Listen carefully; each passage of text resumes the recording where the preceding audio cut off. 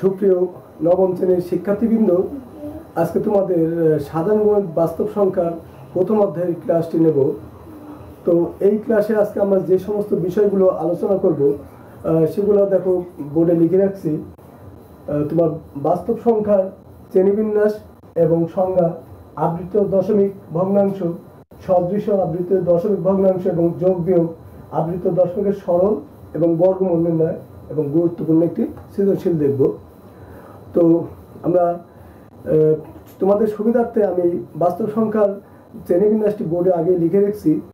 দেখো এইখানে যে বাস্তব সংখ্যা, সেই বাস্তব সংখ্যাটা আসলে প্রথমে আসি, বাস্তব সংখ্যাটা কি? বাস্তব সংখ্যা হলো এমন একটি সংখ্যা আর কি, আমরা রিয়েল লাইফে যে সংখ্যাগুলো ইউজ করি সমস্ত সংখ্যাই কিন্তু বাস্তব সংখ্যার অন্তর্ভুক্ত। অর্থাৎ আমরা এ পর্যন্ত যে সংখ্যাগুলোর সঙ্গে পরিচিত হয়েছি সমস্ত কিছুই হলো কি বাস্তব সংখ্যা। 1, 2, দশমিক, ভগ্নাংশ, আবৃত্ত, সসীম, অসীম, যত সংখ্যাই আছে সমস্ত কিছুই বাস্তব সংখ্যা। এখন আমাদের কাজের সুবিধার্থে এই বাস্তব সংখ্যার শ্রেণীবিন্যাসটা জানা প্রয়োজন। তো বাস্তব সংখ্যা প্রথমত দুই ধরনের, একটা হচ্ছে কি মূলদ সংখ্যা আর একটা অমূলদ সংখ্যা। তো মূলদ সংখ্যা এবং অমূলদ সংখ্যা এটা কি? মূলদ সংখ্যা তোমার p/q আকারের সংখ্যা, অর্থাৎ যেগুলো সংখ্যাকে আমরা p/q আকারে লিখতে পারি সেগুলো হচ্ছে কি বাস্তব সংখ্যা। যেমন একটা উদাহরণ দেওয়া যায়, সাপোজ এই 3 ইকুয়াল আমরা কি লিখতে পারি 3/1, p/q আকারের সংখ্যা। এখানে pটা হচ্ছে কি লব আর qটা হলো হর। তো এইখানে দেখো লব এবং হর আছে। আবার 1.05 মনে করো, এটিকে আমরা কি লিখতে পারি 105 ডিভাইড বাই এই দশমিকের জন্য 1 আর দশমিকের পরে যে দুইটা অঙ্ক আছে এর জন্য দুইটা শূন্য। এটা আমরা লঘিষ্ঠ গ্রহণ করতে পারি। তবে যাই হোক, এটাও দেখো p/q আকারের সংখ্যা। এটাকে p, এটাকে q বিবেচনা করা যায়। এটাকে p, এটাকে q, এই সমস্ত সংখ্যা হচ্ছে p/q আকারের সংখ্যা। অর্থাৎ এইরকম সংখ্যাটাই হচ্ছে কি এই মূলদ সংখ্যা। তো p/q আকারের সংখ্যা। তো এইখানে দেখো, এখানে আরেকটা কন্ডিশন আছে, q এর মান ইজ নট জিরো, অর্থাৎ এই q কখনো জিরো হবে না। q is not zero. q যদি জিরো হয় তাহলে কি হয়? q জিরো হলে এই সংখ্যাটা দেখো 3/0। তো কোনো সংখ্যাকে জিরো দ্বারা ভাগ করা যায় না, আমরা কখনো এটা গণিতে পাই নাই। জিরো দ্বারা ভাগ করলে কি হয়, কোনো ভ্যালু আসে না। অর্থাৎ তুমি কোনো সংখ্যাকে জিরো দ্বারা কখনোই ভাগ করতে পারবে না। তো এই জন্য এই কন্ডিশনটা কি p/q আকারের সংখ্যা এবং q ইজ নট জিরো, এই সমস্ত সংখ্যাগুলো হচ্ছে তোমার মূলদ সংখ্যা। তো এই গেল হচ্ছে মূলদ সংখ্যা। তো এরপরে আসা যাক হচ্ছে অমূলদ সংখ্যা। অমূলদ সংখ্যাটা কি? যে সমস্ত সংখ্যা পূর্ণ বর্গ নয়। তো পূর্ণ বর্গ নয় সে সমস্ত সংখ্যা হচ্ছে অমূলদ সংখ্যা। কিন্তু পূর্ণ বর্গ সংখ্যা নয় এই সংখ্যাগুলো তোমার কোন সংখ্যা? যেগুলো পূর্ণ বর্গ সংখ্যা নেই। যেমন তার আগে দেখি বর্গ সংখ্যা, 4, 16, 4 বর্গমূল 2, 16 বর্গমূল 4। তাহলে এগুলো কি পূর্ণ বর্গ সংখ্যা। কিন্তু এই যে √2 বা √3 এই সংখ্যাগুলো যদি ক্যালকুলেটরে তোমরা মান নির্ণয় করতে যাও, দেখবে এই সংখ্যাগুলো তোমার হচ্ছে দশমিকের পর অসংখ্য অঙ্ক আছে। হয়তো তোমরা মনে করতে পারো তোমাদের যে ক্যালকুলেটর আছে সেই ক্যালকুলেটরে যত ডিজিটের ধারণ ক্ষমতা আছে দশমিকের পর ঠিক ততগুলো অঙ্কই পাবে। আবার যদি অন্য কোনো হাই ফ্রিকোয়েন্সির ক্যালকুলেটর ইউজ করো, দেখবে যে আরও অঙ্ক আসছে। অর্থাৎ ক্যালকুলেটরের ক্যাপাসিটির উপর এই অঙ্কগুলো আসবে। তোমার ক্যালকুলেটর যদি দশমিকের পর 6টা অঙ্ক আসে, এটা জানবে যে এটা কিন্তু ফিনিশিং না। যদি 10 ডিজিটের ক্যালকুলেটর ইউজ করো, দেখবে যে দশমিকের পর আরও 6টার চাইতে বেশি অঙ্ক আসতেছে। এরকম যত বেশি হাই ফ্রিকোয়েন্সির ক্যালকুলেটর ব্যবহার করবে, দেখবে যে দশমিকের পর তত বেশি অঙ্ক আসছে। অর্থাৎ এর কোনো লিমিটেশন নেই কিন্তু। অর্থাৎ এগুলা পূর্ণ বর্গ সংখ্যা নয়, আর এগুলো হচ্ছে অমূলদ সংখ্যা। তো আশা করি বুঝতে পারছো যে মূলদ সংখ্যা কোনটা আর অমূলদ সংখ্যা কোনটা। পূর্ণ বর্গ নয় এটাই কেবল অমূলদ সংখ্যা, তাছাড়া সমস্ত সংখ্যাই কিন্তু মূলদ সংখ্যা, যেটা আগেই বললাম p/q আকারের সংখ্যা। আর এটা তাহলে কি হবে, এটা পি বাই কিউ আকারের সংখ্যা হবে না, অর্থাৎ একে পি বাই কিউ আকারে লেখা যায় না। পি বাই কিউ আকারে লেখা যায় না কিভাবে দেখো, দশমিকের এইটাই যদি √2 এর যদি অ্যাকচুয়াল ভ্যালু তো একটা আছে, সাপোজ 1.2356, যদিও ভ্যালুটা আমি অ্যাকচুয়াল ভ্যালু লিখলাম না, ক্যালকুলেটর ইউজ করলে অ্যাকচুয়াল ভ্যালু পাওয়া যাবে। তো এইরকম সংখ্যা যদি তোমার ক্যালকুলেটারে এই কটা ডিজিট আসে, অন্য কোনো ক্যালকুলেটারে ব্যবহার করলে দেখবে যে আরো কিছু ডিজিট আসছে, হয়তো এরকম 1 2 3 এরকম ডিজিট আসছে।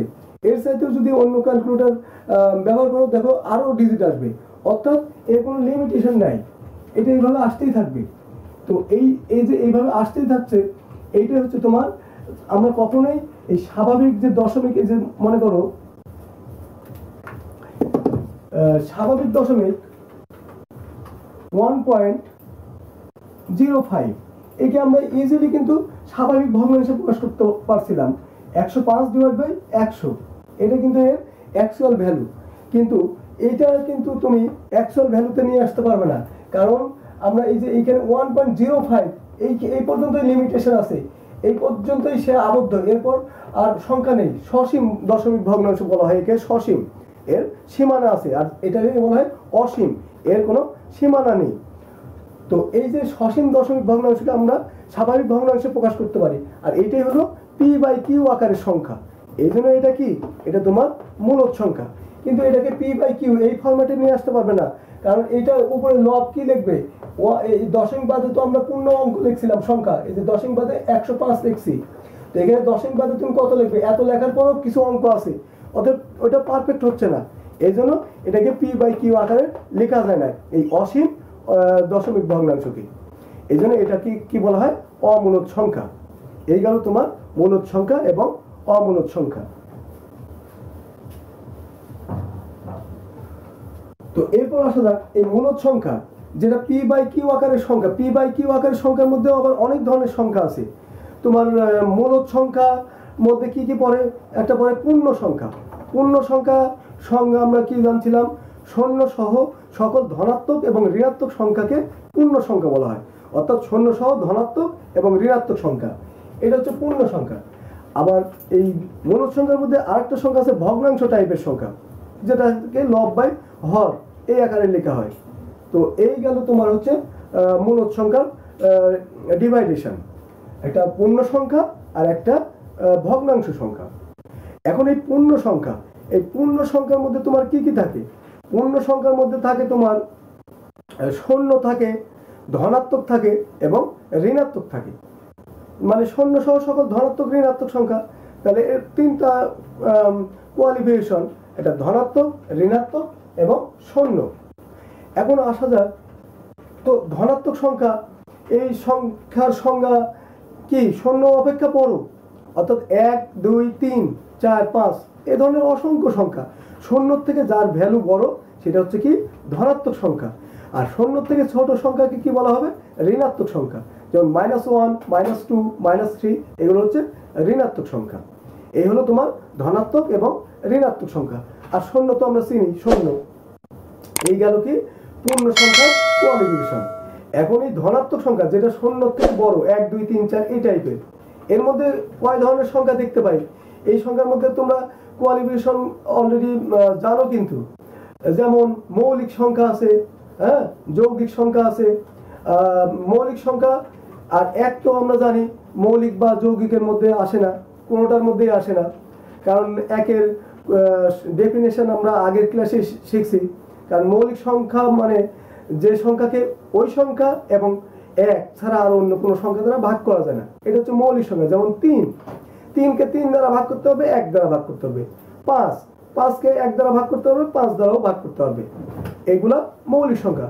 আর যৌগিক সংখ্যা 4, যে সংখ্যাকে 1 এবং উক্ত সংখ্যা ছাড়াও আরো অন্যান্য সংখ্যা দ্বারা ভাগ করা যায় তাকে যৌগিক সংখ্যা বলা হয়। 4কে আমরা 4 দ্বারাও ভাগ করতে পারি, 1 দ্বারাও ভাগ করতে পারি, কিন্তু 2 দ্বারাও আবার ভাগ করতে পারি। এই জন্য 4 মৌলিক সংখ্যা নয়। আর 1 তোমার মৌলিক বা যৌগিকের মধ্যে পড়ে না। 1 মৌলিকের সংখ্যার মধ্যে উক্ত সংখ্যা এবং 1, তো 1 তো নিজেই 1, এই জন্য এটা উক্ত সংখ্যা এবং 1 দ্বারা ভাগ করা, এই দুটো কন্ডিশনের মধ্যেই পড়ে। এই জন্য এটাকে আলাদা করা হয়। এক ভিন্ন আর কি তোমার এই সংখ্যা যেগুলো আছে সেই সংখ্যাগুলো মৌলিক এবং যৌগিকের সংজ্ঞা অনুযায়ী আলাদা করা হয়। তো আমরা জানলাম যে কি পূর্ণ সংখ্যা ধনাত্মক সংখ্যা কয় ধরনের, মৌলিক, যৌগিক এবং এক। এখন আসে দেখ ভগ্নাংশ।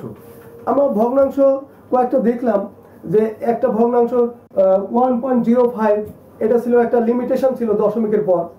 তারপর 1.05678 ডট ডট, এটা হচ্ছে লিমিটেশন বিহীন।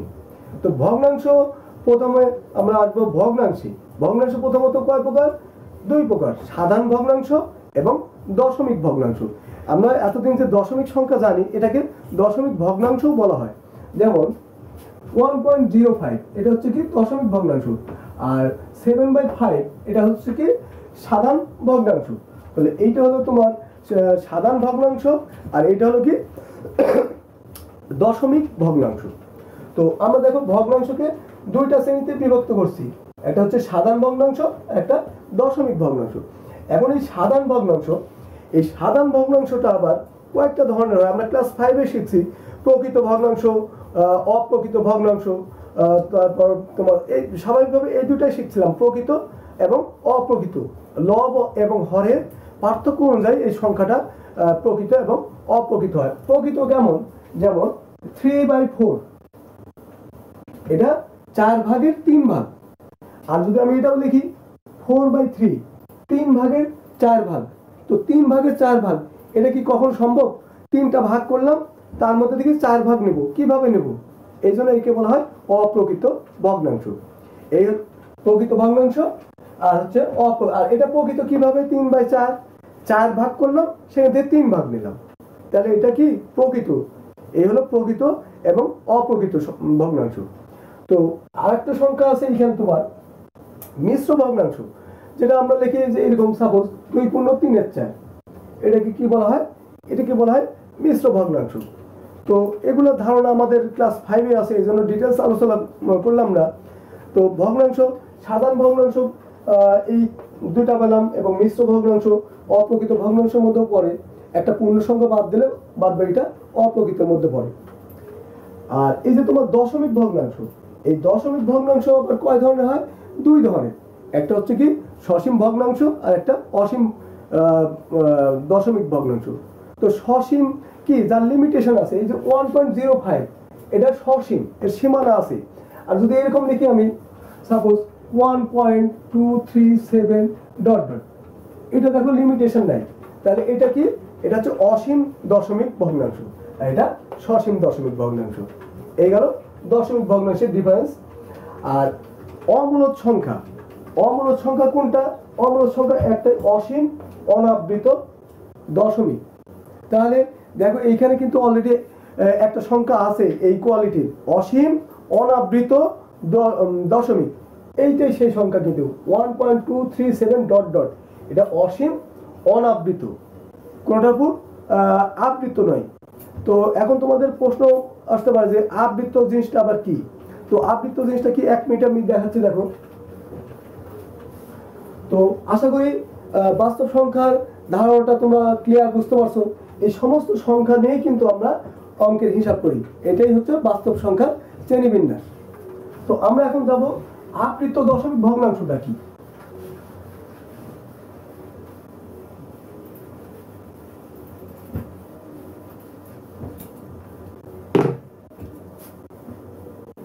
আবৃত দশমিক, আবৃত দশমিক ভগ্নাংশ।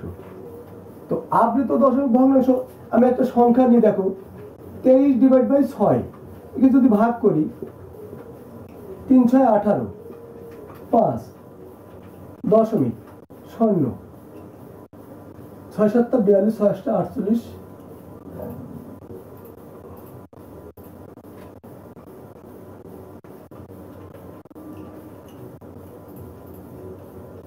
8×10 = 2, 4×5 = 0, 3×6 = 18।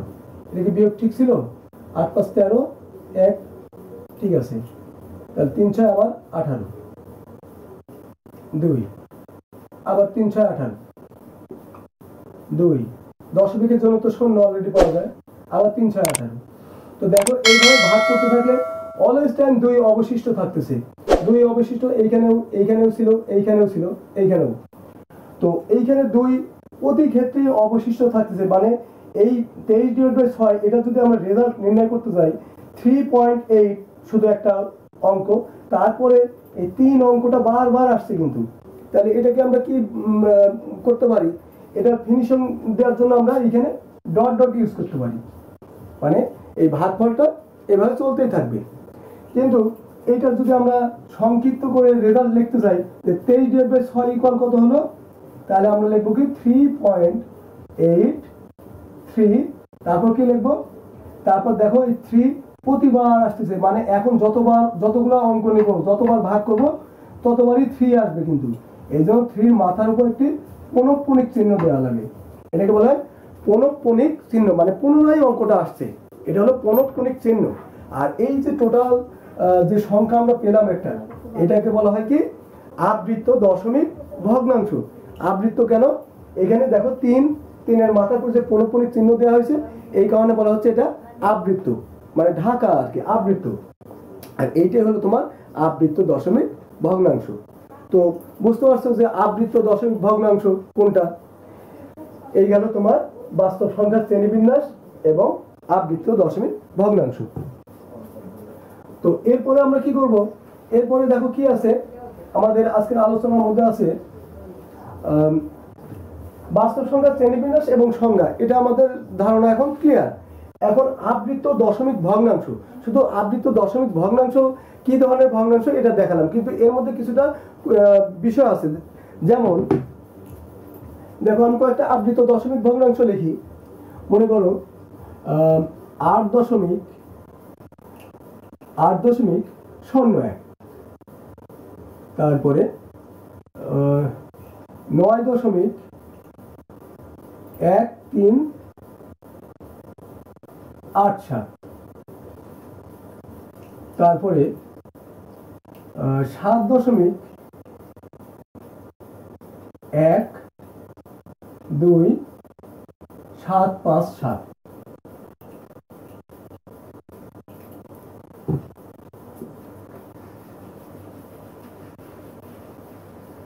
তো এইখানে দেখো, এইখানে আমি যে 3টা সংখ্যা লিখলাম, এই 3টা সংখ্যা কিন্তু আবৃত্ত দশমিক। তো আমি এদেরকে কি করব, সদৃশ্য আবৃত্ত দশমিক। সদৃশ্য কথাটা কি, সদৃশ্য মানে একই জাতীয়। আমরা যে বীজগণিতের যোগ করছি সেখানে সদৃশ্য অঙ্কগুলা কি করছিলাম, সিরিয়াল বাই সিরিয়াল লিখি যোগের সময়। তো সদৃশ্য মানে একই জাতীয়, তো এগুলা কি একই জাতীয় আবৃত্ত দশমিক আছে, একই জাতীয় নাই। এইটা দেখো তোমার হচ্ছে 8-এর পর কি আছে, 8-এর পর 0.01, এখানে আবৃত্ত অঙ্ক কয়টা, আবৃত্ত অঙ্ক এইখানে দেখছি একটা, শুধু 1-এর উপর। আর এটা হচ্ছে অনাবৃত, দশমিকের পর যার মাথায় পুনঃপুনিক চিহ্ন থাকে না সেটা হচ্ছে অনাবৃত, শুধু দশমিকের পরেরটা, আর দশমিকের আগেরটা কি পূর্ণ সংখ্যা। তো এইটা একটা গেল তোমার আবৃত্ত দশমিক। আরেকটা আছে কি দেখো, এখানে দশমিকের পর 2টা অনাবৃত অঙ্ক আছে, অর্থাৎ এই সংখ্যাটার অনাবৃত অঙ্ক হচ্ছে 2টা, আর আবৃত অঙ্ক কয়টা, 2টা, 8 আর 7, মানে 8 7 এই 2টা অঙ্ক, মানে কোন এমন একটা সংখ্যা যাকে ভাগ করলে 8 7, এইখান থেকে 8 7 8 7 8 7 এরকম আসতেই থাকবে। আর এটা দশমিকের পর 2টা অঙ্ক আবৃত্তবিহীন, অর্থাৎ অনাবৃত অঙ্ক 2টা, আর আবৃত্ত অঙ্ক দেখো 7 5 7। তো এইখানে তুমি নির্ধারণ কি করবে কিভাবে, প্রথমে 7-এর উপর আবৃত্ত চিহ্ন আছে, তারপরে আবার একটা অঙ্ক পরের অঙ্কে আবৃত্ত আছে, তার মানে 2টা না কিন্তু, অর্থাৎ 7 5 7, এই 3টা অঙ্কই পুনঃ আসবে, 7 5 7 7 5 7, তাহলে এখানে আবৃত্ত অঙ্ক কয়টা, 3টা। এখন প্রশ্ন হলো এদেরকে সদৃশ্য আবৃত্ত দশমিকে প্রকাশ করি, এদেরকে সদৃশ্য আবৃত্ত দশমিকের প্রকাশ। এদেরকে যদি সদৃশ্য মানে একই জাতীয় আবৃত্ত অঙ্ক নির্ণয় করব, যাদের আবৃত্ত অঙ্ক তোমার হচ্ছে একই থাকবে এবং অনাবৃত অঙ্ক একই থাকবে। তো এটা কিভাবে নির্ণয় করা যায়, দেখো প্রথম সংখ্যায় আসি 8.01, দ্বিতীয় সংখ্যাটাও লিখে রাখি 9.1387, তৃতীয় সংখ্যাটাও লিখি 7.12757। তো এদের একটা সিম্পল নিয়ম আছে। সেই নিয়মটা কি? সেই নিয়মটা হচ্ছে তোমার, আমরা প্রথমেই খেয়াল করব যে যে অঙ্কগুলো নিয়ে আমরা কাজ করছি, অর্থাৎ যাদেরকে আমরা সদৃশ্য করব, তাদের মধ্যে অনাবৃত অঙ্ক কার সর্বোচ্চ আছে। তো এইখানে দেখো অনাবৃত কার সর্বোচ্চ আছে? এর অনাবৃত একটা, এর অনাবৃত দুইটা, এর অনাবৃত দুইটা। তাহলে আমরা সবাইকে কি করব? দুইটা করে অনাবৃত অঙ্ক নিয়ে আসবো। তো দুইটা করে অনাবৃত অঙ্ক নিয়ে আসতে হলে এইখানে আমাদের সব, যেহেতু এর পরবর্তী অঙ্কটা কি আছে? আবৃত আছে। আবৃত অঙ্ক মানে কি? একই সংখ্যা অসংখ্যবার আসতেছিল যেন, যে সংখ্যাটা বারবার আসে বা যে অঙ্কটা আর কি বারবার আসে, তার মাথায় পৌনঃপুনিক চিহ্ন দিয়ে আবৃত করা হয়। অর্থাৎ সেই সংখ্যাকে আমরা যদি আরো মানে ব্যাখ্যা করি, সেই সংখ্যাটা অসংখ্য ওই অঙ্কটা পাবো, আবৃত অঙ্কটা। যেমন 8.01, 8.01, একে আমরা এই যে আবৃত চিহ্ন আছে, একে আমরা কি লিখতে পারি? 8.0111 এই একটা আবৃত অঙ্ক যে এক আছে, এটা আমরা অসংখ্যবার নিতে পারি। আমাদের অঙ্কের সুবিধার্থে এটাকে অসংখ্যবার নিতে পারি। তো এইখানে দেখো অসংখ্যবার আমি কয়েকবার নিলাম, কিন্তু এটা কিন্তু ফিনিশিং আসেনি। এটা তারপর ডট ডট দেওয়া যেতে পারে। এবার এটা ফিনিশিং হলো, এটা থেকে এটা লিখতে পারি। তো আমার অনাবৃত অঙ্ক করতে হবে দুইটা। এইখানে আছে অনাবৃত অঙ্ক কয়টা আছে? এইখানে একটা আছে।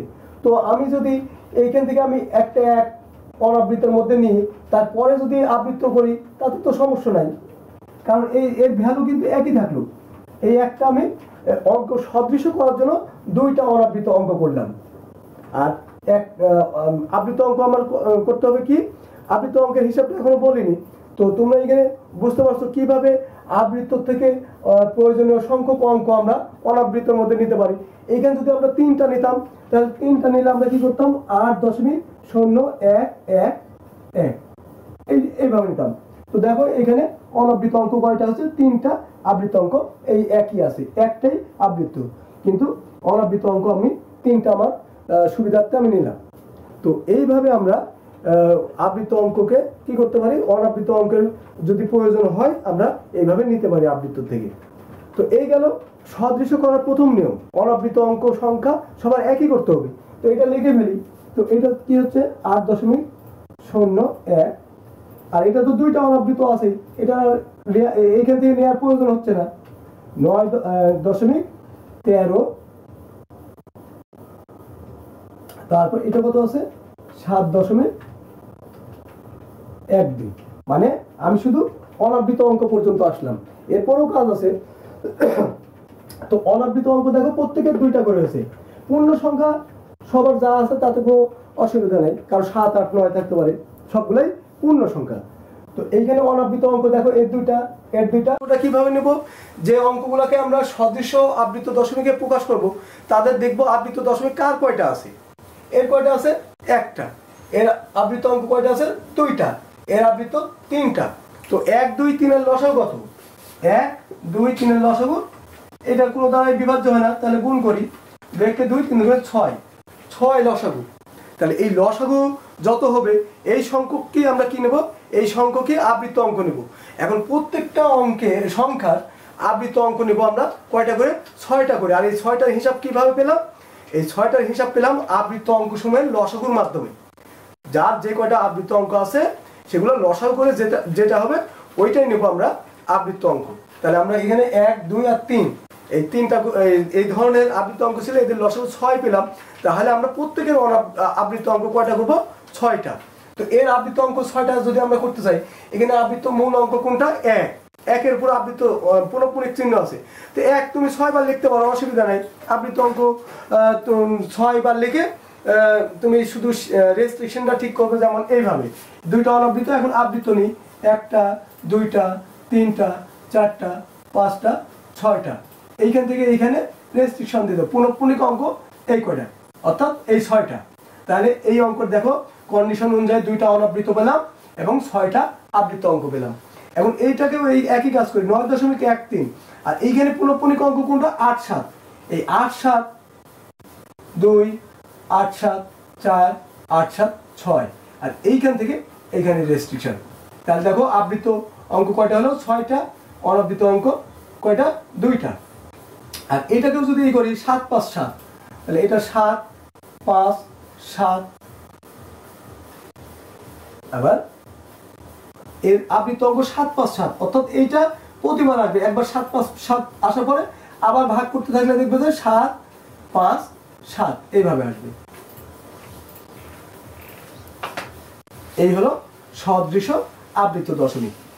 তো আশা করি সদৃশ আবৃত দশমিকে কিভাবে প্রকাশ করতে হয় তোমরা ক্লিয়ার বুঝতে পারছো, যে শুধু এইখানে অনাবৃত অঙ্ক এবং আবৃত অঙ্কের হিসাবটা তোমাকে নির্ণয় করে এইভাবে সংখ্যাগুলো নির্ণয় করতে হবে। এই গেল সদৃশ আবৃত দশমিকের প্রকাশ। এখন যদি আমরা এটাকে যোগ করি, সাপোজ এটাই যদি প্রশ্ন থাকে, এই যে কয়টা সংখ্যা এদের যোগফল নির্ণয় করো, মনে করো এখন প্রশ্নটা একটু চেঞ্জ করি, এদের যোগফল নির্ণয় করো। তো এদের যোগফল নির্ণয় করতে হলে এই পর্যন্ত ধাপ আমাকে যেতেই হবে। এই পর্যন্ত ধাপে আসার পরের কাজটা কি, শুধু যোগ করার জন্য আমরা কি করব,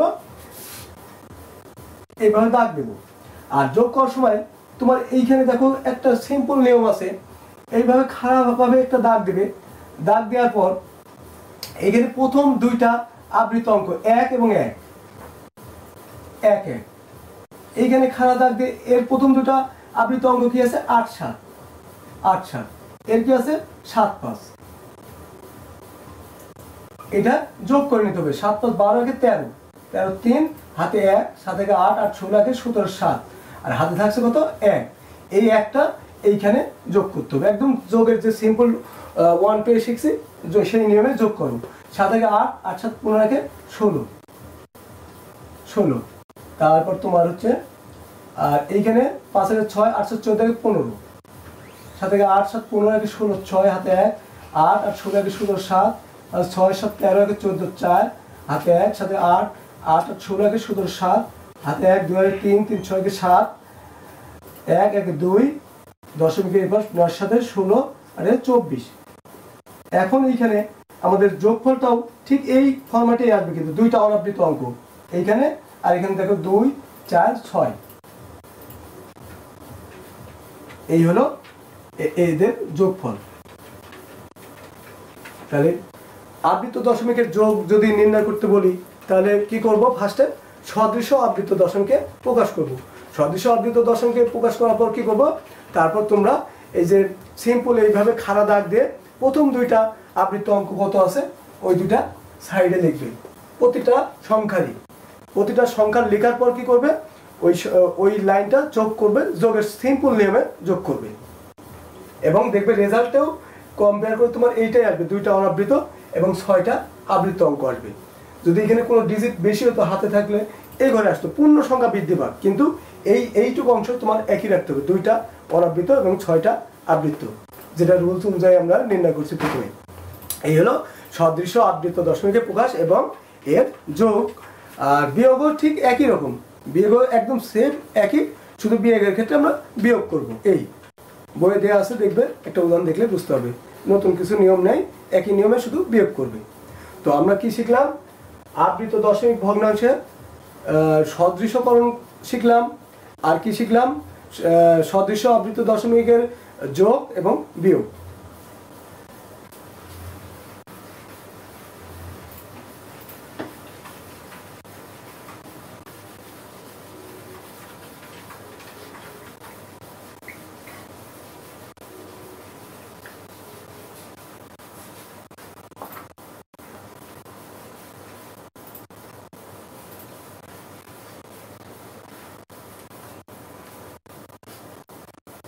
আচ্ছা, এখন আমাদের কি আছে, সদৃশ আবৃত দশমিকের ভগ্নাংশ ও যোগ বিয়োগ তো হলো, আবৃত দশমিকের সরল। তো এখানে আবৃত দশমিকের আরেকটা বিষয় আছে, সে বিষয়টা কি, সে বিষয়টা হলো তোমার আবৃত দশমিককে সাধারণ ভগ্নাংশে প্রকাশ।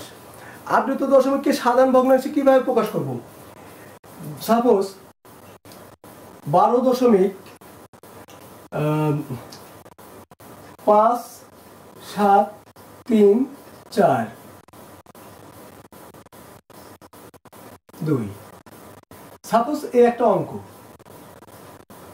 আমি যদি বলি এটা তো আবৃত দশমিক, একে সাধারণ দশমিক ভগ্নাংশ মানে সাধারণ ভগ্নাংশে প্রকাশ করো, তখন তুমি এটা কি করবে, এটা দেখো এটার জন্য একটা রুলস আছে। রুলসটা কি দেখো, সেটা দেখাচ্ছি তোমাদের। একে কি করবো আমরা, সাধারণ ভগ্নাংশে প্রকাশ, সাধারণ ভগ্নাংশে প্রকাশ। তো এটাকে যদি সাধারণ ভগ্নাংশে প্রকাশ করি, তো কিভাবে প্রকাশ করতে পারি, দেখো এই সংখ্যাটা, যে সংখ্যাটা আছে এই সংখ্যাটাকে আমরা আগে হচ্ছে একটু বিশ্লেষণ করে নিই। সংখ্যাটাকে কিভাবে আমরা বিভক্ত করতে পারবি আমরা এর আগে শিখলাম। দেখো যেমন 12.57342 এই কটা অঙ্ক আবৃত্ত। তো আমি আবার এই কটা অঙ্ক নিয়ে এইখানে ডট ডট ইউজ করলাম। এই আবৃত্ত চিহ্নের পরিবর্তে আমি কি ইউজ করলাম, 342, অর্থাৎ 342 342 342, এটা অসংখ্যবার আসতে থাকবে, এর কোনো লিমিটেশন নেই। এইটাই হচ্ছে আবৃত্ত দশমিককে রেয়ার করা বলা চলে, বা তোমার গণিতের যোগ বিয়োগ গুণ ভাগের কিভাবে নির্ণয় করবে, এখান থেকে তুমি গুণ নির্ণয় করতে পারবে না। গুণ করতে হলে তোমার কি করতে হবে, এখন আমি ওই জিনিসটাই দেখাবো যে এই আবৃত্ত দশমিককে সাধারণ ভগ্নাংশে কিভাবে আনা যায়। প্রথমে এটা রেয়ার করে নিলাম, এভাবে ডট ডট দিয়ে। এখন দেখো এইখানে একটা কাজ আছে, এই যে অঙ্ক সংখ্যা, এই সংখ্যাটা আমরা এখানে লিখলাম 12.57342। এই যে একটা তোমার সংখ্যা আছে, এই সংখ্যাটা আমরা কি করব, এই সংখ্যাটাকে আমরা লিখবো হচ্ছে ইকুয়াল, বা ডাইরেক্ট আমরা লিখবো এখানে এখন, মানে আমরা যখন এটাতে সাধারণ ভগ্নাংশে প্রকাশ করতে যাচ্ছি, এখন এই সংখ্যা গুণন,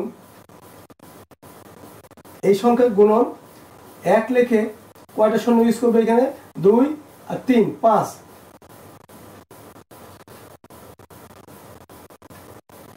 তাহলে রুলসটা কি হলো, রুলসটা হলো প্রথমে যে আবৃত্ত সংখ্যা যেটা থাকবে ওইটাকে কি করব আমরা, ওইটার সাথে কি গুণ করব, 1 লিখে দশমিকের পর যতগুলো অনাবৃত এবং আবৃত্ত অঙ্ক আছে ততগুলো শূন্য নেব। এখানে দশমিকের পর অনাবৃত 2টা, আবৃত 3টা, মোট 5টা অঙ্ক আছে, এই জন্য 1 লিখে 5 শূন্য দ্বারা গুণ করলাম। এখন এই গুণফলটা কিভাবে নেব, এইটার সাথে তো আমরা গুণ করা জানি না, এটা কির সাথে কি আমরা গুণ করছি, গুণ করি নাই। এই জন্য আমি এই সংখ্যাটা এখানে তোমার এইভাবে উন্মুক্ত করে নিছি। এখন এই সংখ্যা মানেই তো এই সংখ্যা, তাহলে এই সংখ্যাটা লেখো।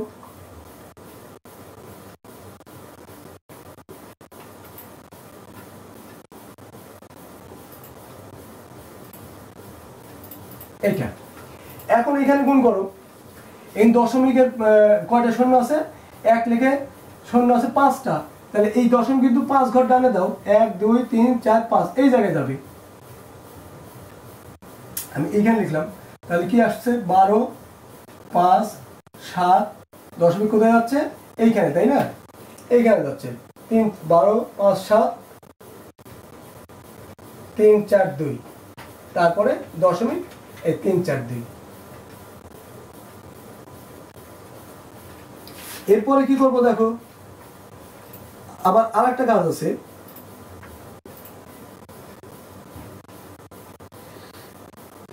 একে 1 লিখে গুণ করব অনাবৃত অঙ্কর সংখ্যা অনুযায়ী। অনাবৃত অঙ্ক কয়টা আছে, 2টা, এই 2টা শূন্য দ্বারা গুণ করতে হবে।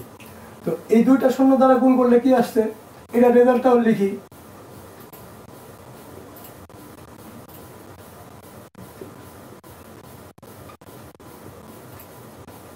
দুইটা শূন্য, তাহলে দশমিকের পর এইখানে শূন্য আসবে 5 7 এর পরে। তো আমরা এই তাহলে এখানে কয়টা অঙ্ক পাবো, 1টা 2টা 3টা 4টা। আমরা এই দশমিকের যে যোগ করছি সেই নিয়মে আমরা এই এটা মেনটেন করে লিখি। এখানে 4টা অঙ্ক 1 2 3 4 এইখান থেকে লিখবো। তাহলে 12 5 7 দশমিক 3 4 2 ডট ডট, এই 3 4 2 আর লিখলাম না, ডট ডট দিলাম। তো এইখানে আমরা নতুন কি করলাম, নতুন একটা জিনিসই, প্রথমে আবৃত্ত যে সংখ্যাটা আছে তাকে সম্পূর্ণরূপে লেখার পরে কি করলাম, ওইটাকে 1 লিখে যতগুলো দশমিকের পর অঙ্ক আছে টোটাল আবৃত্ত এবং অনাবৃত্ত সেই সংখ্যক শূন্য দিয়ে 1 লিখে সেই সংখ্যক শূন্য দিয়ে গুণ করলাম। আর এই গুণফলটা নির্ণয় করার জন্য আমরা আগে এটা উন্মুক্ত করে নিয়েছি, কারণ এই আবৃত্ত থাকা অবস্থায় আমরা গুণ করতে পারবো না। এই জন্য এইভাবে রেয়ার করে এই সংখ্যার পরিবর্তে এই রেয়ার সংখ্যাটা লিখে ওই একই সংখ্যা দ্বারা গুণ করলাম, তারপরে আমরা গুণফলটা লিখলাম। আর পরে কি করলাম, আবৃত্ত সংখ্যাটা লেখার পর দশমিকের পর যে কটা অনাবৃত অঙ্ক আছে শুধুমাত্র, আবৃত নয়, ততগুলো এক লেখে ততগুলো শূন্য দিয়ে সংখ্যাটাকে গুণ করলাম। এখানে দুইটা অনাবৃত অঙ্ক, তাহলে এক লেখে 2 শূন্য, অর্থাৎ 100 দ্বারা গুণ করলাম, 100 দ্বারা গুণ করলাম। এখানে একটা ডট ডট ইউজ করতে পারো। আর এটার গুণফল তো আমরা নির্ণয় করতে জানি, ক্লাস 5-এ শিখছি। আর এইখানে দশমিক একই লাইনে যাতে দশমিক থাকে, এটাও 2-3 অঙ্ক। দশমিকের যোগ বিয়োগের সময় আমরা কি করছিলাম, একই লাইনে তোমার হচ্ছে কি রাখছি, একই লাইনে দশমিক বিন্দু রাখছি। এখন কি করবো, এটা দেখো, এটাকে বিয়োগ করব, এটাকে বিয়োগ করি। তো এইটাকে বিয়োগ করলে আমরা এই যে এই অংশটুকু, এই ইকুয়াল চিহ্নতে এইটার এখানে স্টার্ট হয়েছে, এটার এখানে স্টার্ট হয়েছে, তাহলে এই অংশটুকু দেখো কিভাবে বিয়োগ করি। তাহলে এই সংখ্যা বিয়োগ এই সংখ্যা,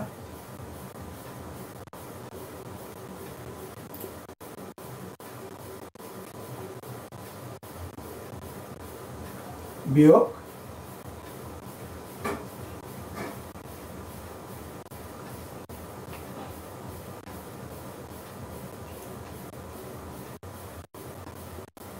এই তো এই সংখ্যাটা বিয়োগ এই সংখ্যাটা, তাই লিখলাম আমরা এই সংখ্যা বিয়োগ এই সংখ্যা। এখন এদের যে বিয়োগফল, তাহলে এই সংখ্যার রেজাল্টটা হচ্ছে সর্বশেষ রেজাল্টটাই নেই, এটা তো আমরা অঙ্কের স্বার্থে নির্ণয় করছি এইভাবে, কিন্তু রেজাল্ট হচ্ছে এইটা। তাহলে এইটা লিখি, এইটা মানে এই দুটো আমরা এইটার থেকে এটা বিয়োগ করি, তাহলে আমরা ইকুয়াল, এইটা বিয়োগ এইটা ইকুয়াল কত, এইটা বিয়োগ এইটা। তো এটা আপনি দশমিক বিন্দু এই জন্য একই লাইনে এইখানে রেখেছে যাতে এক্সেলসে বিয়োগ করতে পারি। তো এখন এটা বিয়োগ করি, এই লাস্টে কত হয়, 3 4 2 3 4 2 শূন্য। তো দশমিকের পর শূন্য না দিলেও হয়, এই জন্য আমরা দশমিকের পরের সংখ্যাটা প্রথম লাইনে ইচ্ছা করলে ইউজ করতে পারো। বিয়োগ করো, 7 2 কত, 12, 5 হাতে 1 5 6, তাহলে 6 14 8, 2 3 শূন্য, 1 2 5, তারপরে এই হচ্ছে তোমার 125। এইভাবে বিয়োগ নির্ণয় করবে। এখন এই যে এই বিয়োগটা, এই যে সংখ্যার একটা ফরম্যাট আছে, এটা কিভাবে কি করতে হয় দেখো, এটা কমন নিতে পারি, এইটা বিয়োগ এইটা, বীজগণিতের নিয়ম অনুযায়ী এটা কমন নিতে পারো, বা লিখি এখানে, এটা যদি তুমি কমন নাও, কমন নিলে কি থাকছে, এর এই অংশটুকু থাকছে আর এর এই অংশটুকু থাকছে, আর এইটার বিয়োগফল এই দশমিকের পর 0 অফ রাখি। ওকে, এখন কি করব, এই বিয়োগফলটা নির্ণয় করি।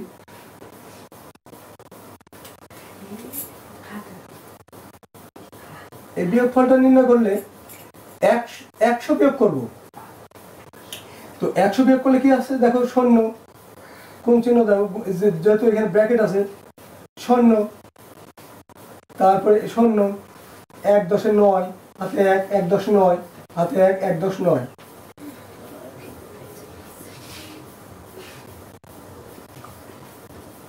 এখন কি করব, এই যে এই সংখ্যাটার ভ্যালু যেটা নির্ণয় করতে বলছে, এটা নির্ণয় করি।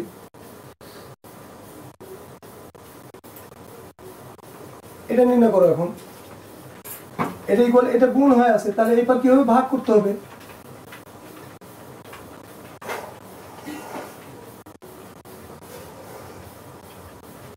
এই হলো স্বাভাবিক দশমিক ভগ্নাংশ, স্বাভাবিক ভগ্নাংশ। দেখো এটা এই ধরনের ভগ্নাংশ তোমরা দেখছো অহরহ, এটা ল, এটা হর। এখন এটা ক্যালকুলেশন করতে পারো, শেষে 0 5 আছে, এটা ক্যালকুলেশন করে মিশ্র ভগ্নাংশ পর্যন্ত নিয়ে যেতে পারো। এটুকু তোমরা অনায়াসে পাবে। এটা 5-এর হিসাব, লঘিষ্ঠকরণ এবং মিশ্র ভগ্নাংশ প্রকার। সাধারণ ভগ্নাংশ অলরেডি হয়ে গেছে। তো আমরা এই সাধারণ ভগ্নাংশটা কোথায় দিয়ে পেলাম, এই যে আবৃত্ত অঙ্ক ছিল এইটা, এই আবৃত্ত সংখ্যাকেই আমরা এই সংখ্যাতে প্রকাশ করলাম। এটা টোটাল কিভাবে নির্ণয় করা হয় এটা দেখালাম। কিন্তু এইটা তোমরা এক্সেলসে আসতে পারবে, একটা সূত্র আছে, এবং সূত্রটা কি দেখো। তো এটা তো আশা করি বুঝতে পারছো, এখানে না বোঝার আর কোনো কিছুই নাই। স্টেপ বাই স্টেপ আমি তোমাদের দেখাই দিলাম কিভাবে কি করতে হয়। এখন এই সংখ্যাকে আমরা এক চান্সে এই সংখ্যাতে কিভাবে নিয়ে আসবো, সূত্র প্রয়োগ করে, যেটা আমরা গুণ ভাগে কাজে লাগাবো। যখন এই আবৃত দশমিকের একটা সরলে যাবো তখন বুঝতে পারবে যে কিভাবে এটা প্রয়োগ হয়। তো দেখো এটা রুলসটা কেমন দেখো, 12.5734 একে এক চান্সে আমরা কি করব, সাধারণ ভগ্নাংশে নিয়ে যাবো। তাহলে আমরা টোটাল সংখ্যাটা প্রথমে লিখবো। কিভাবে নির্ণয় করি দেখো ভালোভাবে, এই দশমিক আবৃত অঙ্কগুলো সমস্ত বাদ দিয়ে কি করবো, টোটাল সংখ্যাটা লিখবো। 125.737342 মাইনাস কি করবো, এই দশমিকের পর শুধু অনাবৃত অঙ্ক পর্যন্ত নেব। 1257 আবৃত অঙ্ক বাদে, দশমিকের পর অনাবৃত অঙ্ক মানে এই পর্যন্ত আছে, এই পর্যন্ত দশমিক অফ রাখলে কি হয়, 1257, এটা বিয়োগ করব। অলওয়েজ টাইম যে কোনো আবৃত দশমিকের ক্ষেত্রেই এই রুলসটাই অ্যাপ্লাই করতে হবে। প্রথমে সম্পূর্ণ সংখ্যা দশমিক এবং আবৃত অঙ্ক বাদে, আবৃত চিহ্ন বাদে যে পূর্ণ সংখ্যাটা পাচ্ছ এই সংখ্যাটা লিখবে, ওইটার থেকে বিয়োগ করবে কি তোমার পূর্ণ সংখ্যা কোনো জায়গায় থাকতেও পারে, নাও থাকতে পারে, জিরোও থাকতে পারে, তো সেটা ব্যাপার না, শুধু আবৃত অঙ্ক কটা অফ রেখে এবং দশমিক চিহ্ন অফ রেখে যে সংখ্যাটা পাও ওইটা বিয়োগ করবে। বিয়োগ করবার হরের ক্ষেত্রে কি করবে, হরের ক্ষেত্রে যে কটা আবৃত অঙ্ক আছে ততগুলো 9 লিখবে।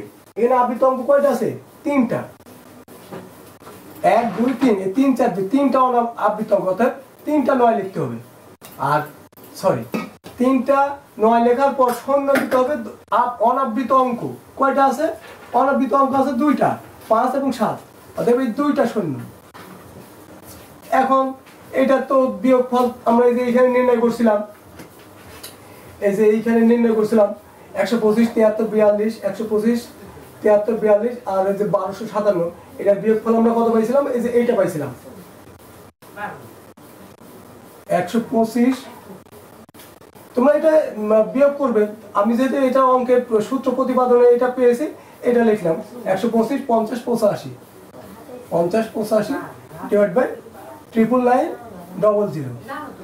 তো এইটা দেখো, এই সংখ্যাটা আর এই সংখ্যাটা একই সংখ্যা, 125 50 85 125 50 85 99900।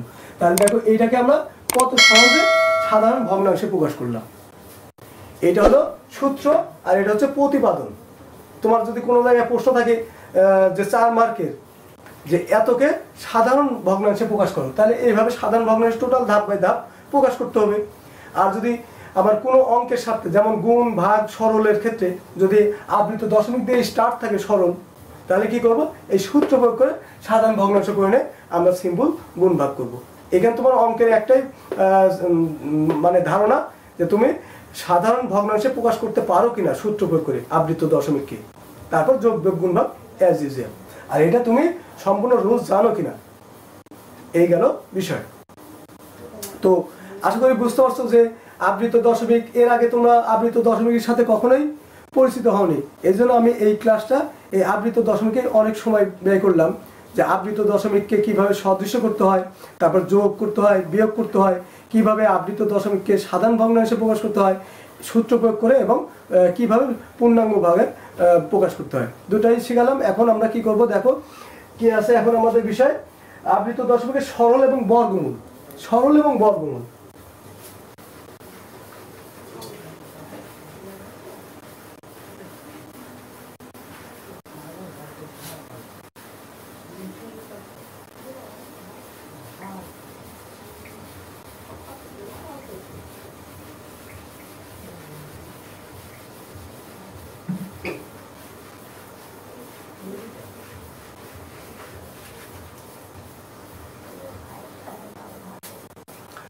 তো এখন আমরা এই যে আবৃত দশমিককে তো সবকিছু শিখলাম, আবৃত দশমিক থেকে সাধারণ ভগ্নাংশে কিভাবে আসা যায়। তো এখন তো আমাদের আর কোনো সমস্যা হওয়ার কথা না। সাপোজ যদি একটা সরল এরকম থাকে, মনে করো 1.05 গুণন 2.134 ভাগ 5.23523 যোগ 1। সাপোজ এরকম একটা সরল আছে, তো এই ধরনের সরল কিন্তু আমরা কখনোই আগে করি নাই। তো এই সরলটা আমরা কিভাবে করতে পারি, আমরা সূত্রের মাধ্যমে যে আবৃত দশমিককে স্বাভাবিক দশমিকে প্রকাশ করছি এটাই প্রয়োগ করি। এটা তো 1.05, তাহলে এটাকে আমরা কি করব, 1.05 মানে 105 ডিভাইড বাই দশমিকের জন্য 1 আর দশমিকের পর দুইটা অঙ্কের জন্য দুইটা শূন্য গুণন এইটা আবৃত দশমিক কিছুক্ষণ আগেই নির্ণয় করলাম। এটা কিভাবে করছিলাম, টোটাল সংখ্যা কত 2134 আর আবৃত অঙ্ক বাদে এবং দশমিক বাদে 21 বিয়োগ 21 ডিভাইড বাই কয়টা আবৃত অঙ্ক আছে, দুইটা, 3 এবং 4, এই জন্য দুইটা নয়। অনাবৃত অঙ্ক কয়টা আছে, একটা, এই জন্য একটা শূন্য। সিম্পল। এখন এটা বিয়োগ করে এটা ডিভাইড করলে সাধারণ ভগ্নাংশ হয়ে গেল। ভাগ এটা কি, এটা টোটাল সংখ্যাটা কি হয় দেখো, 5 2 3, তারপর কি আছে 5 2 3 মাইনাস কত, এখানে আবৃত অঙ্ক এই যে 5 2 3 আর দশমিক বাদে কি থাকে 523, তাহলে 523 ডিভাইড বাই আবৃত অঙ্ক কয়টা আছে, আবৃত অঙ্ক আছে তিনটা নয়, আর অনাবৃত অঙ্ক কয়টা আছে দুইটা শূন্য যোগ 1। তো এখন স্বাভাবিক সংখ্যাতে প্রকাশ করতে হয়। পরের লাইনে কি করবে, এটা তুমি ইচ্ছা করলে লঘিষ্ঠকরণ করে নিতে পারো, তারপরে এইটা হচ্ছে বিয়োগ করে এটা ডিভাইড করার পরেই লঘিষ্ঠকরণ করলেই আর কোনো সমস্যা নেই। তখন ক্লাস 2 এর অঙ্ক, 2 এর রুলসের অনুযায়ী গুণ ভাগের কাজ যোগ বিয়োগের কাজ নির্ণয় করলেই সরল হয়ে যাবে। তো আমি সম্পূর্ণটা আর দেখালাম না, তোমরা শুধু এই যে আবৃত দশমিককে কিভাবে স্বাভাবিক সংখ্যাতে নিয়ে আসা যায়, সাধারণ ভগ্নাংশে নিয়ে আসা যায়, এটার মাধ্যমেই ভগ্নাংশের যোগ বিয়োগ গুণ ভাগ যেটা আমরা জানি একই রুলস প্রয়োগ করব। এই হলো আবৃত দশমিকের সরল নির্ণয় করার কৌশল।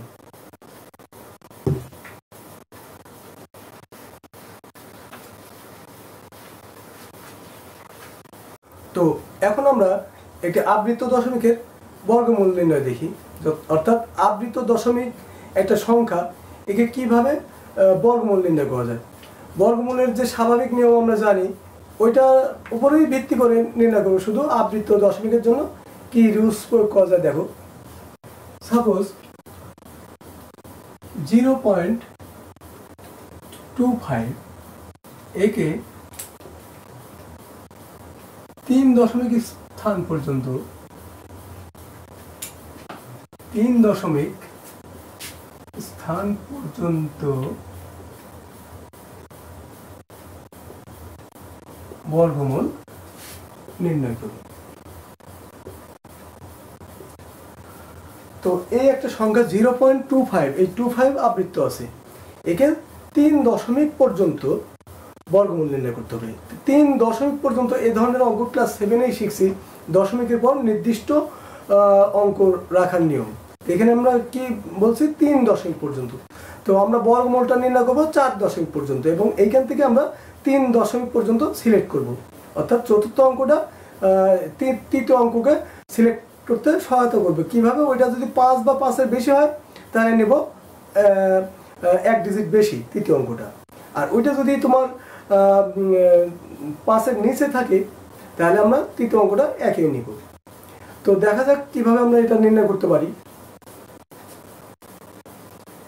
তো এই সংখ্যাটা আমরা প্রথমে কি করব, 0.25 এইখানে এই যে সংখ্যাটা আছে এইটা ইকুয়াল আমরা ভাগ করার জন্য আমরা দশমিকের পর 3 দশমিক নির্ণয় করতে হবে রেজাল্ট, আর আবার নির্ণয় করতে হবে কত, 4 দশমিক, তাহলে 4 জোড়া অঙ্ক লাগবে।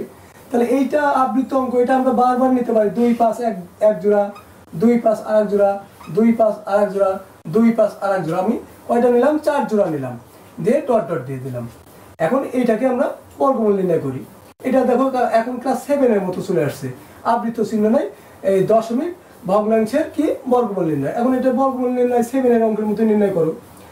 0.25 ডট ডট। আমরা এটা 0 প্রথমে কি করে আলো 7-এ শিখছি, আমি আর এত বিস্তারিত আলোচনা করছি না।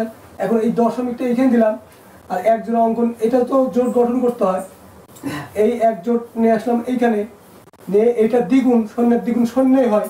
এখন এর ডানে এমন একটা অঙ্ক বসাবে যেটা দ্বারা ভাগ করলে এটা মিলে বা এটা নিচে থাকে, উঠতে যাওয়া যাবে না। যেমন 0 1, যদি এই শূন্যের ডানে 1 নিই, এই 1 দ্বারাই গুণ করতে হবে, 1 1 1।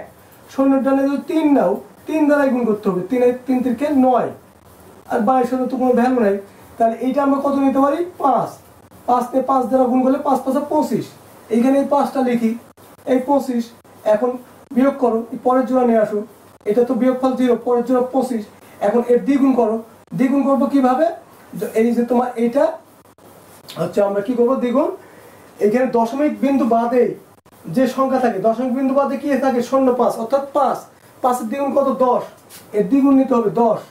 এখন এর ডানে কত নেব, এই 10 এর ডানে 1 নিলে তো শতকের ঘর হয়, আমার আছেই দশকের ঘর, তাহলে তো 1 নিতে পারবো না, তাহলে 0 নিতে হবে 0। এখন এই 0 নিয়ে যদি 0 দ্বারা গুণ করি কত হয় 100 0 বিয়োগ করলে 25, তৃতীয় এই যে এই জোড়া নিয়ে আসো 25। এখন এইখানে কত লিখবো এর দ্বিগুণ, এখানে টোটাল সংখ্যা কত হলো দশমিক বাদে 50, 50 এর দ্বিগুণ কত 100।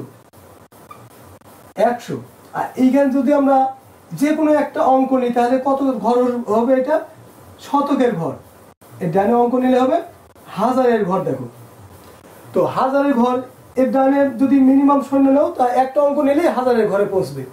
এখানে কয় হাজার আছে 2000, তাহলে আমরা আনুমানিকভাবে 2 বিবেচনা করতে পারি, 2 নিলে 2000-এর ঘর আসবে এবং 2 দ্বারা গুণ করতে হবে 2000-এর ঘর আসবে, 3 নিলে 3 দ্বারা গুণ করলে 3000-এর ঘর, এখানে তো 3000-এর ঘর কখনোই আসবে না, তাহলে 2 নিতে হবে, এই 2 নিলাম, এবং টোটালকে 2 দ্বারা গুণ করলে 2004,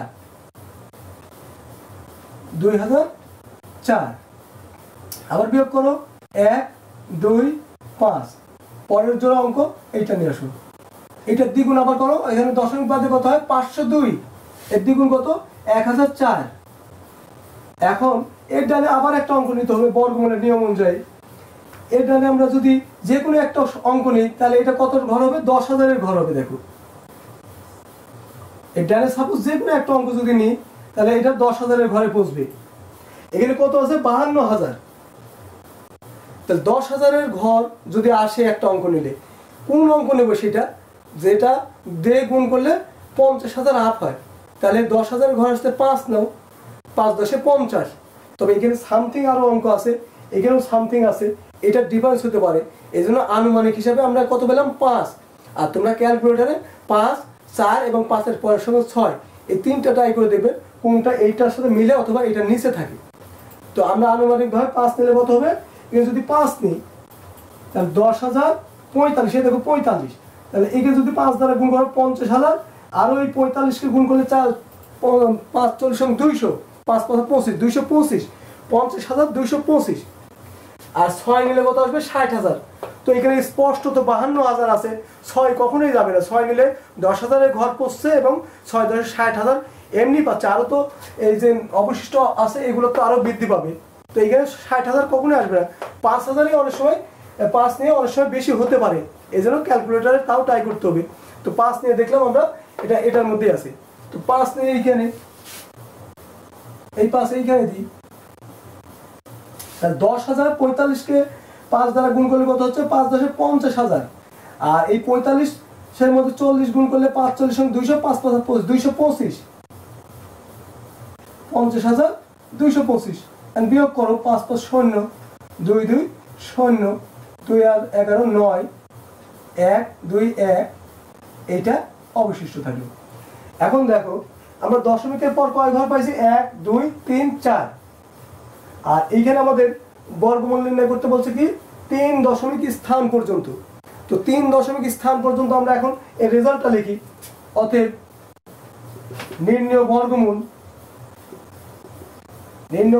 কি 0.5 3 ঘর পর্যন্ত, দশমিকের পর 3 দশমিক স্থান পর্যন্ত, তাহলে 3টা অঙ্ক নেব দশমিকের পর 5 0, এই দেখো এইখানে 2 লিখবো না, কারণ 2 এর পরে আছে 5 বা 5-এর বেশি যদি থাকে তাহলে এই ডিজিটটা আমি আগেই বলছিলাম আগের ডিজিটটা কত নেবো 1 বেশি নেবো, তাহলে এখানে কত নেবো 3, এত প্রায়, এটা অ্যান্সার। আর এখানে যদি 4 থাকতো তাহলে এখানে 2 নিতাম। তো ক্লিয়ার বুঝতে পারছো আশা করি যে কিভাবে তোমার দশমিক নির্ধারিত স্থান পর্যন্ত বর্গমূল নির্ণয় করতে হয়। তো এইটা তোমরা শিখলে দেখো কত ইজি, কিন্তু ক্লাস 7-এর মতোই, শুধু আবৃত্ত দশমিকের প্রথম লাইনটা তোমার একটু এই ক্লাস 9-এর নতুন যে নলেজ আছে এই হিসাবে তোমার অঙ্কটা নির্ণয় করতে হবে। তো আমরা বর্গমূল পর্যন্ত নির্ণয় করা শিখলাম।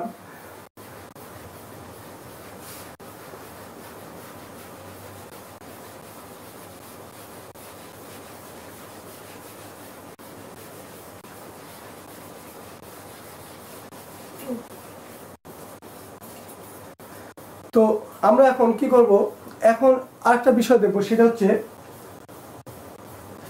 যদিও এখানে লেখা নাই, এই যে তোমার আবৃত দশমিকের সরল বর্গ সবই শিখলাম, গুরুত্বপূর্ণ সৃজনশীল। তো এই অঙ্কটার যদি আমরা সমাধান নির্ণয় করতে যাই, যে √5 এবং 4 এই দুইটার মাঝে একটি মূলদ সংখ্যা এবং একটি অমূলদ সংখ্যা নির্ণয় করতে হবে। তো √5 এবং 4 এটাকে আমরা স্বাভাবিক সংখ্যা আগে দেখি কি আসে। এখানে √5, এখানে তোমার √5 সমান কত আসে, √5 সমান ক্যালকুলেটারে দেখি আমরা কত মান আসে।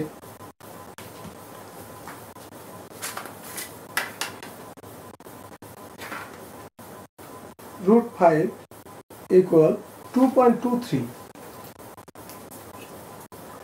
2.2323676767 তো আমরা এই পর্যন্ত মান পেলাম। আর 4 সমান কি, 4 ইকুয়াল, যেহেতু এই সংখ্যাটা দশমিকে আসলো, 4কেও আমরা দশমিকে নিয়ে আসি, 4.00, এখানে যে কটা অঙ্ক আছে ততগুলো আমরা 0 ইউজ করতে পারি। তাহলে এই দুইটা সংখ্যা একই ফরম্যাটের হলো, দশমিক ভগ্নাংশ, দশমিক সংখ্যা আর কি। এখন আমরা এই √5 আর 4 এর পরিবর্তে এই দুটা হিসাব নেব, এই দুটার মাঝে একটা মূলদ সংখ্যা আর একটা অমূলদ সংখ্যা নির্ণয় করব। তো এই দুটার মাঝে মূলদ সংখ্যা এবং অমূলদ সংখ্যা নির্ণয় করতে হবে। তো সংখ্যার মধ্যে ছোট সংখ্যা কোনটা, এইটা পূর্ণ সংখ্যা 2, এটা 4। তো আমরা এখন কি করব, এখন √5 ও 4 এর মাঝে কি করব, একটি অমূলদ সংখ্যা প্রথমে নির্ণয় করি। প্রথম আছে মূলদ সংখ্যা, একটি মূলদ সংখ্যা, এখানে আমরা লিখব মনে করি √5 এবং 4 এর মাঝে একটি মূলদ সংখ্যা হচ্ছে কি, পি বা এও দিতে পারো, এ। অতএব এটা কি হবে, এটা হবে এই দুইটা সংখ্যার মাঝে একটা মূলদ সংখ্যা, অর্থাৎ p/q আকারের সংখ্যা। তো p/q আকারের সংখ্যা আমরা কি করতে পারি, 2.23, কিন্তু এই যে এই সংখ্যাটা নির্ণয় করবো, এই সংখ্যাটা এই দুইটা সংখ্যার মাঝখানে হতে হবে, এই অর্থাৎ এই যে এই দুইটা সংখ্যার মাঝখানে। তো 2.23, এটা আমরা এটা আছে 4.0, তো আমরা কি নিতে পারি, এই দুটা সংখ্যার মাঝে 2.25, সরি বাংলা ইংরেজি এখন 2.25। তাহলে দেখো এখানে 2.25 এই সংখ্যাটা কিন্তু এটার চাইতে কিছুটা বেশি আছে, এটা ছিল 2.23, আর এটা তো 4 পূর্ণ সংখ্যা 4, এত দূর যাচ্ছে না, এখানে আছে 2.23, আমরা নিচে কত 2.25। তাহলে এই সংখ্যাটা অবশ্যই এই দুইটা সংখ্যার মাঝখানে অবস্থিত, এবং এটা হচ্ছে কি, এটা মূলদ সংখ্যা, এটাকে p/q আকারে লেখা যায়, অর্থাৎ এই যে 225 ডিভাইড বাই এই 10, p/q আকারের সংখ্যা। তাহলে আমরা কি পেলাম, একটা মূলদ সংখ্যা পেলাম এই দুটা সংখ্যার মাঝখানে।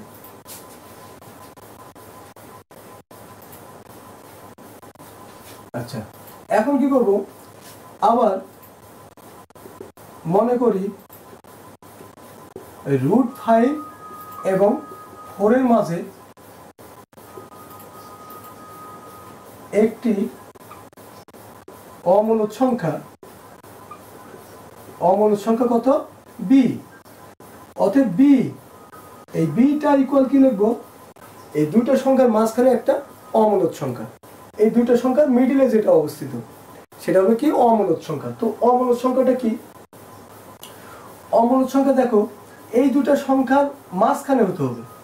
তো b ইকুয়াল কি হবে, 2.2, এটার চাইতে বেশি নিতে হলে এখানে যদি আমরা 4 নিই, এগুলোর আর ভ্যালু কিন্তু ওভারটেক হয়ে যাচ্ছে। যে কোনো দশমিকের পর যে কোনো একটা অঙ্ক যদি আমরা বেশি নিই, তাহলে পরের যেগুলো অঙ্ক আছে ওটার বিবেচ্য বিষয় না, একটা ডিজিট বেশি নিলেই কিন্তু টোটাল সংখ্যার সাথে এক সংখ্যা বেশি হবে। তো 2.2 এটা আছে, 2 পয়েন্ট কি লিখবো, এটা 2.24। এই যে 3 আছে, এখানে আমরা 2.24 লিখলাম। 24 লেখার পর কি করব, 24 লেখার পর এই যে একটা সাধারণ রুলস আছে, এটা হচ্ছে 0 1 0 0 1 0 0 0 1, এইভাবে আমরা ইনক্রিজ করতে থাকবো। অর্থাৎ আমরা এখানে শুধুমাত্র এক ডিজিট বৃদ্ধি করলাম।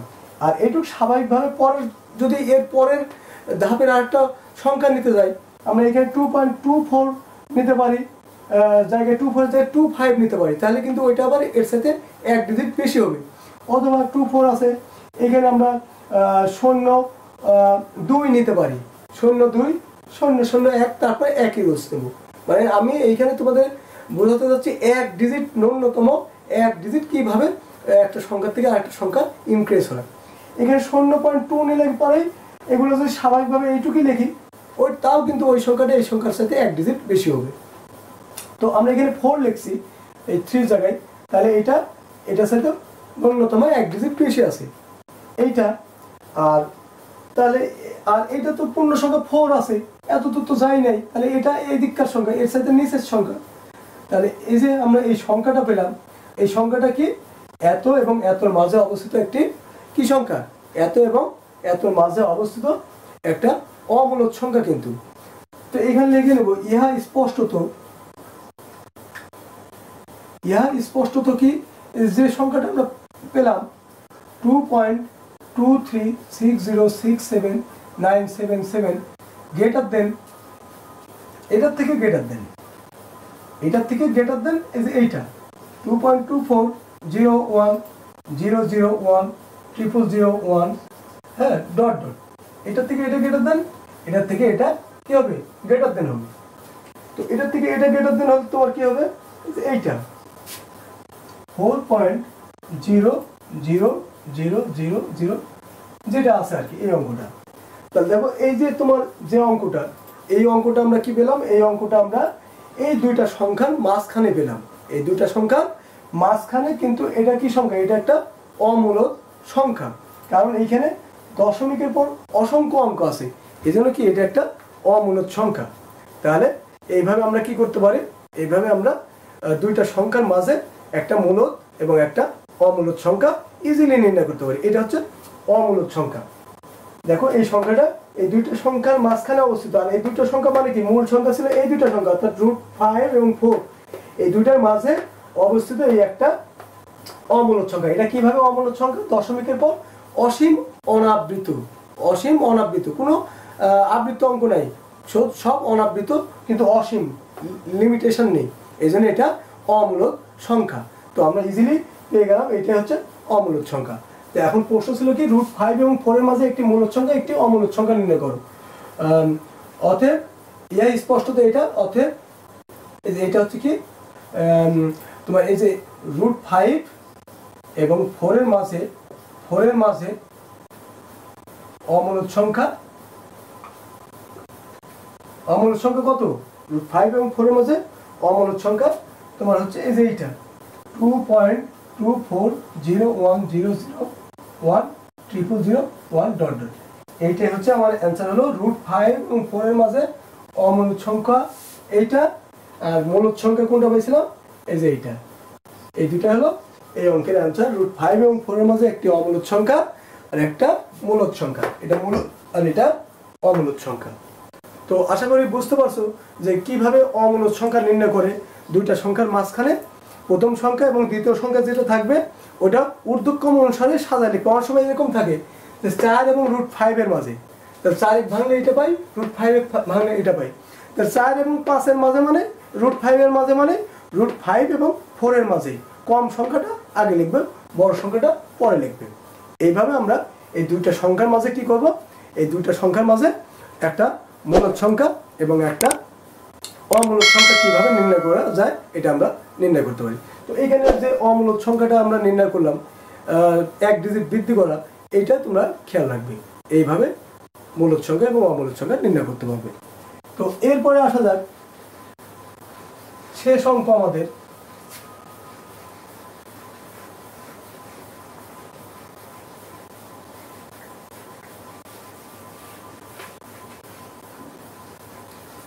√5 একটি অমূলদ সংখ্যা প্রমাণ করতে হবে, √5। তো এটার অ্যান্সার দেখো, এটা খুব ইম্পর্টেন্ট। √5 একটি অমূলদ সংখ্যা, অমূলদ সংখ্যা প্রমাণ।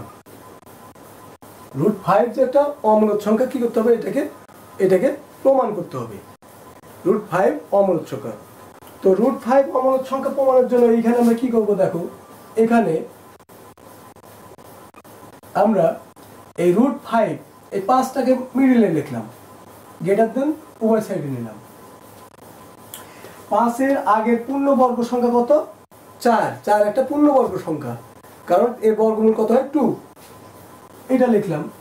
এটা রুলসটা খেয়াল রেখো, এই যেটা নির্ণয় করতে হবে তার আগের পূর্ণ সংখ্যা এবং তার পরের পূর্ণ সংখ্যা লিখবো। কত পরের পূর্ণ বর্গ সংখ্যা? 9। 5-এর পরে 6 পূর্ণবর্গ না, 7 না, 8 না, 9।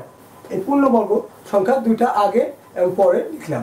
এখন কি করব, এখন এটাকে আমরা বা লিখব, বা এটা সবাক রুট চিহ্ন দেব।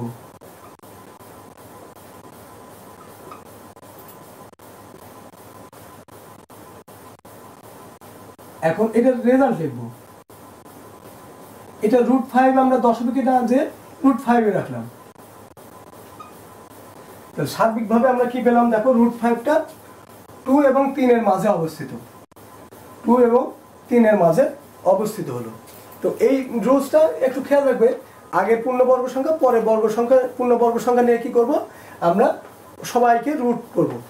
সবাইকে একই রুট করলে তো ভ্যালু চেঞ্জ হচ্ছে না, সবাইকে রুট করে তারপরে পূর্ণবর্গ সংখ্যার দুইটার রুট ওভারের রেজাল্ট দেখবো আর মূল সংখ্যাটা ওইভাবে রাখবো, কারণ ওইটাই তো অমূলদ সংখ্যা প্রমাণ করতে হবে, ওইটা তো পূর্ণবর্গ সংখ্যা হবে না, ওটা ওইভাবে রাখবো।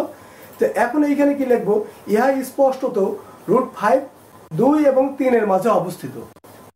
তো ইহা স্পষ্টত আমরা দেখতেই পাচ্ছি,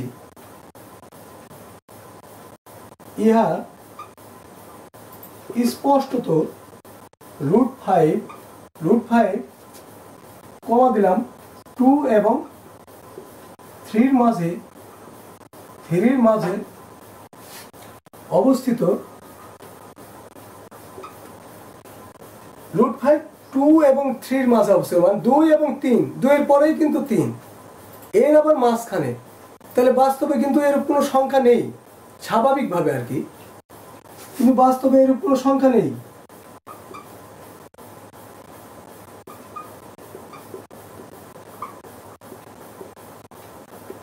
সংখ্যা নেই, অতএব √5 হয় মূলদ অথবা অমূলদ সংখ্যা। তাহলে হয় এটা মূলদ সংখ্যা অথবা অমূলদ সংখ্যা, কারণ বাস্তবে স্বাভাবিক যে সংখ্যা আমরা জানি, পূর্ণ সংখ্যা ধারণা 2 3, 2 এর পরে 3, মাঝখানে স্বাভাবিকভাবে সংখ্যা নেই, তাহলে হয় এটা মূলদ সংখ্যা ভগ্নাংশ টাইপের হতে পারে অথবা অমূলদ সংখ্যাও হতে পারে। তো এখন যদি এটা প্রমাণ করতে বলছি কি এটা অমূলদ সংখ্যা, তো আমরা এখানে বিপরীত প্রমাণ করব। যদি এটা মূলদ সংখ্যা হয়, এই কন্ডিশন যদি ফিল আপ হয় তাহলে মূলদ তো হলো, আর যদি এই কন্ডিশন ফিল আপ না হয় তাহলে প্রমাণিত হলো এটা অমূলদ। তো √5 মূলদ যদি হয়, এখানে দুই ধরনের পেলাম, হয় মূলদ না হয় অমূলদ। যদি √5 মূলদ সংখ্যা হয়,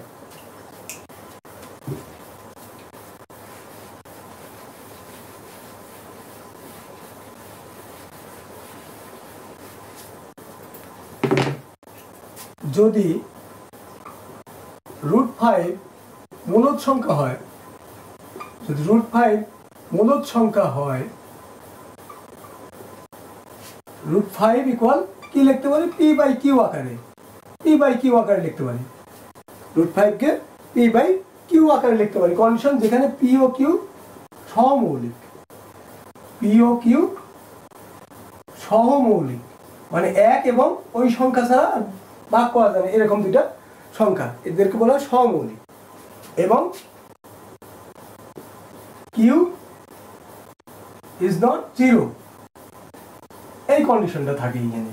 মানে পি বাই কিউ আমরা মূলত সংখ্যা আগেই শিখছি, পি বাই কিউ আকারের সংখ্যা এবং কিউ ইজ নট জিরো, তাহলে √5টা অবশ্যই পি বাই কিউ আকারে লেখা যাবে।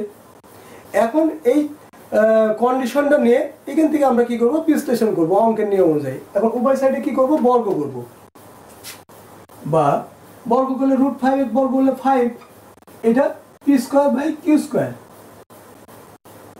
বা এখন আমরা কি করব, উভয় সাইডে কিউ দ্বারা গুণ করি, তাহলে এইখানে 5 কিউ আর এখানে কিউ দ্বারা গুণ করলে কি হচ্ছে, এই কিউ আর এই কিউ ক্যালকুলেশন হয়, নিচে কিউ স্কয়ার পরিবর্তে কিউ থাকতেছে আর উপরে পি স্কয়ার,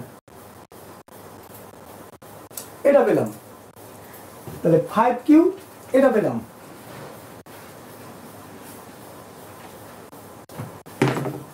তো এইখানে দেখো বিষয়টা কি, এখানে 5 কিউ পূর্ণ সংখ্যা বা স্বাভাবিক সংখ্যা বা বাস্তব সংখ্যা, 5 কিউটা পূর্ণ সংখ্যা। স্বাভাবিক আমরা যে সংখ্যা ইউজ করি, 5 কিউটা এই পূর্ণ সংখ্যা বা স্বাভাবিক সংখ্যার মধ্যে। কারণ কি 5 তো নিজেই একটা পূর্ণ সংখ্যা, আমরা ইজিলি জানি যে 5 একটা জেনুইন সংখ্যা 5, এবং তার সাথে কি গুণ আছে, কিউ। কিউ এর ভ্যালুটা কত আছে, is not zero, Q is not কি আছে, জিরো। তাহলে মিনিমাম 1 2 এগুলো হতে পারে। তো 5 কিউ যদি হয় তাহলে 5 গুণন 1 ইকুয়াল 5, 5 গুণন 2 ইকুয়াল 10। এগুলোর রেজাল্ট কি পাচ্ছি, সবগুলোই বাস্তব সংখ্যা পাচ্ছি। এর 5 কিউ একটি কি সংখ্যা পেলাম, তাহলে বাস্তব সংখ্যা।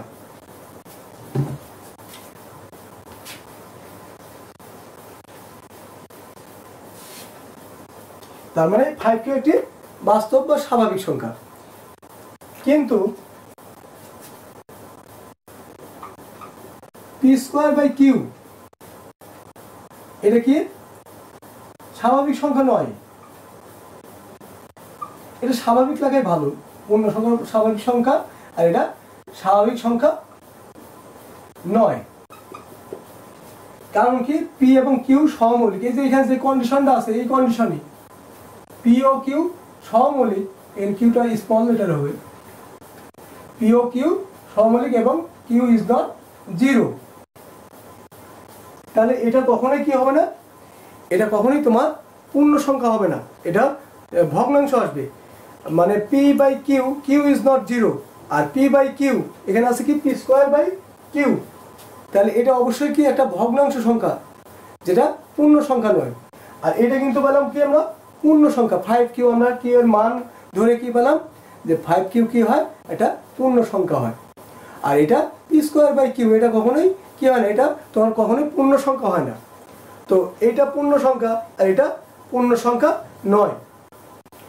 তো এইখানে দেখো কন্ডিশন আছে কি 5 Q equal P square by Q, মানে 5 কিউ এর value P square by Q. এটা আমরা অঙ্কের কন্ডিশন অনুযায়ী সমাধান করে কি পেলাম, 5 Q equal P square by Q পেলাম।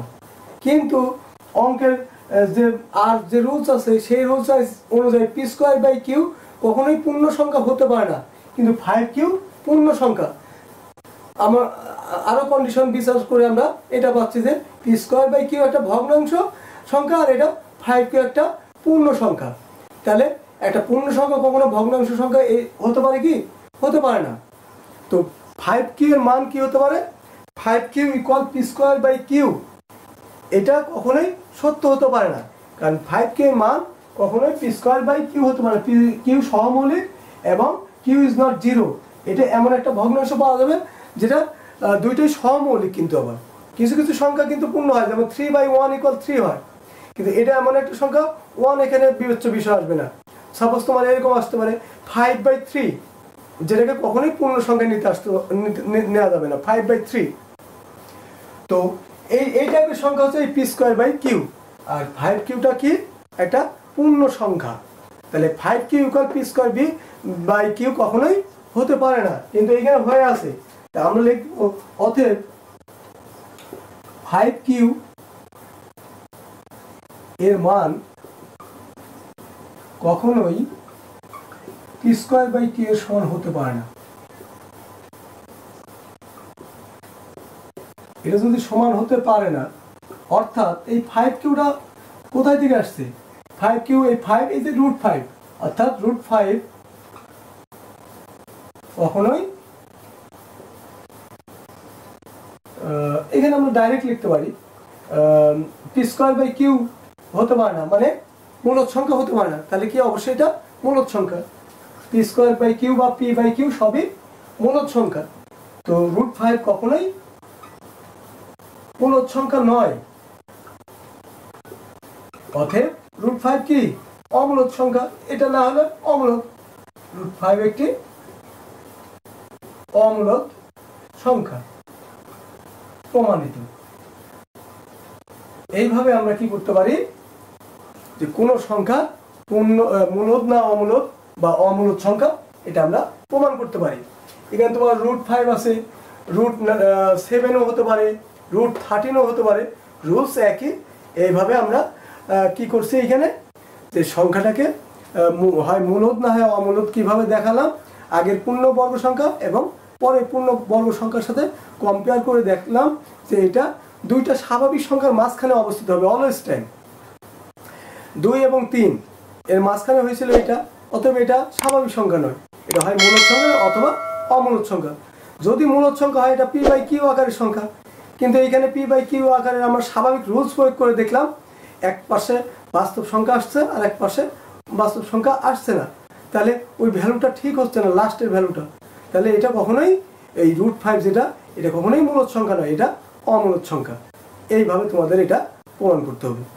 তো আশা করি তোমরা আজকের এই ক্লাসটা যে বিষয়গুলো ছিল, বাস্তব সংখ্যা, বাস্তব সংখ্যার শ্রেণীবিন্যাস, সদৃশ আবৃত্ত দশমিক ভগ্নাংশ, এই সদৃশ আবৃত্ত দশমিকের যোগ বিয়োগ গুণ ভাগ সরল, তারপর আবৃত্ত দশমিকের বর্গমূল এবং কোনো দুইটি সংখ্যার মাঝে মূলদ সংখ্যা এবং অমূলদ সংখ্যা নির্ণয়, আর কোনো সংখ্যাকে অমূলদ সংখ্যা প্রমাণ, অর্থাৎ এই প্রথম অধ্যায়ে তোমাদের যা যা ছিল সমস্ত কিছু এই একটা ক্লাসে বর্ণনা করলাম। যদিও ক্লাসটা দীর্ঘায়িত হলো, তো তোমরা ধৈর্য সহকারে ক্লাসটি দেখবে। আশা করি তোমরা এই ক্লাসের থেকে সব কিছু অর্জন করতে পারবে বাদবাকি বই থেকে, আর এই ক্লাস দেখে অনায়াসে প্রথম অধ্যায় তোমরা সম্পূর্ণ ক্যাপচার করতে পারবে। তো তোমরা ভালো থাকো, ভালোভাবে বুঝতে পারো, ভালো শিখো, এই আশা ব্যক্ত করে আজকের ক্লাস এখানে সমাপ্ত করছি। ধন্যবাদ সবাইকে।